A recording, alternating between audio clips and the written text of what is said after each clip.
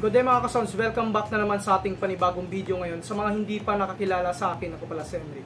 So mga kasons, may bagong item tayo dito na i-unbox. Yung item pala natin na order natin ito sa Shopee from HDT na store. So ngayon, bubuksan natin yung ating na-order dito para mapakita ko sa inyo yung ating bagong gamit sa sounds dito. Huwag lang ninyong skip yung video natin para makita ninyo yung pag-unbox natin sa ating item dito. So ngayon, simulan na natin yung pag-unbox sa ating bagong item. Bali pala pag nagustuhan nyo yung item natin dito, napakaganda ng store na to. Kung makikita ninyo mga idol, safe na safe yung ating in-order dito from Manila to Antique pa yung biyahe ng ating item. Makikita nyo naman kung gaano sila kaingat dito. So bali maingat talaga dito yung ating seller dito. Pag once na nag-send sila ng gamit, napakaganda talaga ng pagkabalot nito. So tanggalin lang natin yung naka-bubble wrap dito.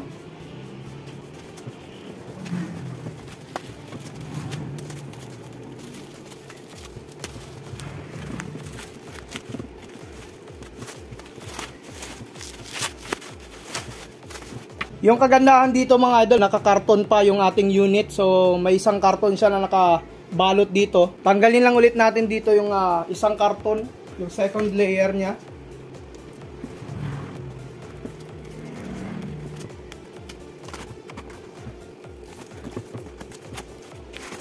Tanggalin lang natin ito sa kanyang karton mga idol.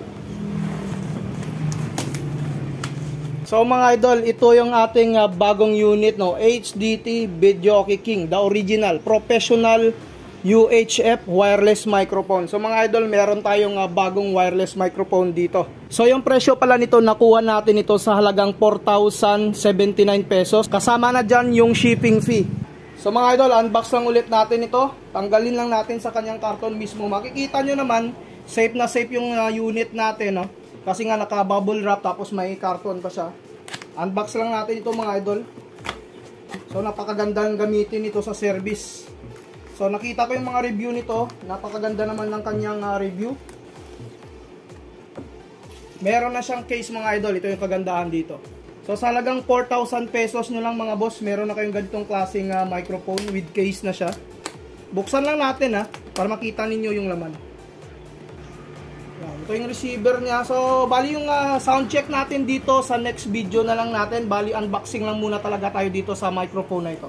Set aside lang muna natin yung receiver niya. So, with ano na siya, no? Warranty card. Tapos, yung kanyang manual. So, napakadali lamang gamitin ito mga idol kung sanay na kayong gumamit ng mga wireless mic. So, ito yung kanyang dalawang microphone mga idol. Nakabalot pa siya sa plastic. So, dalawang microphone. Tapos yung kanyang antena dito. Yan, meron siyang antena. Ito yung kanyang power adapter sa ating receiver. At saka yung kanyang PL, no? PL to PL para ito sa ating mic. From receiver to amplifier or mixer. Yung ganitong klaseng wire. So mga idol, ito pala yung ating microphone. Natanggal na natin siya sa kanyang mga plastic. So bali pag nag-order pala kayo, wala itong kasamang battery. Chinek ko sa loob ng kanyang karton at saka sa tour case niya, wala talagang kasamang battery. So kayo mismo yung bibili ng AA na battery dito. So ngayon meron akong dalawang battery dito. Bali i-install lang natin yung ating battery dito sa ating microphone. So madali lang naman siya, may guide naman siya dito mga idol, no. So may makikita ninyo, meron siyang open. So twist lang muna natin ito. Tapos push natin, saka tanggalin natin yung kanyang takip dito. So ganyan lang makadali yung pag-install ng kanyang mic. So battery tayo, dalawang AA mismo yung kanyang battery. Tapos ibalik lang natin yung kanyang takip. Tapos i-lock lang ulit natin siya. So ayan mga idol, naka-install na yung battery sa ating microphone dito. So bali ito naman yung kanyang receiver. Ayan, ito yung harapan niya. Makikita naman natin dito, may adjustan dito ng volume ng microphone. So napakasimple lamang ng receiver ng ating HDT wireless mic na ito. So yung kanyang power button dito, channel A at saka yung kanyang channel B. Na-install na natin yung kanyang dalawang antena dito.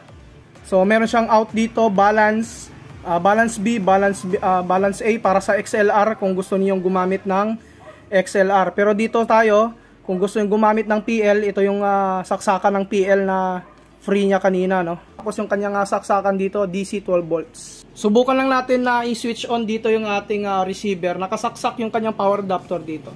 So isang click lang natin, umaandar na agad yung kanyang receiver dito. Sa design niya mga idol, okay na okay ito sa mga small event. Tapos sa pang video, okay.